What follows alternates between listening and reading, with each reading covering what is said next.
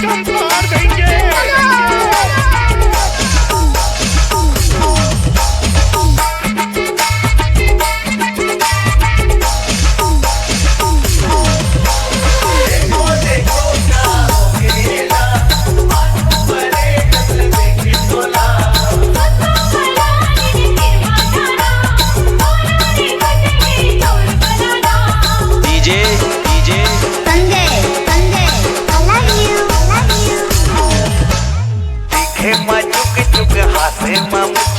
नखरा बवाले दिखे मचुक चुक हासे मुझ नखरा बवाले और फलाने नहा लाजवाब है और फलाने नहा लाजवाब है।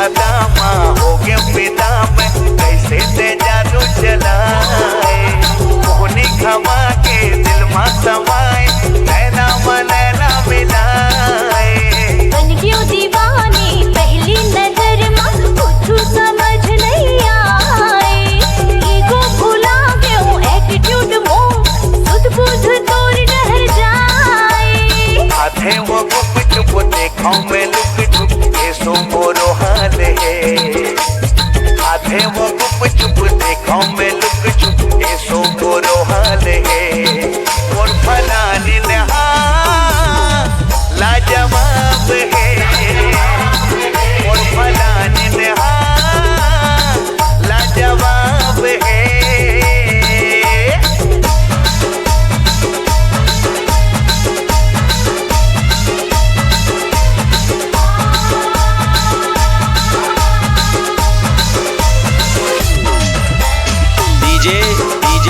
संजय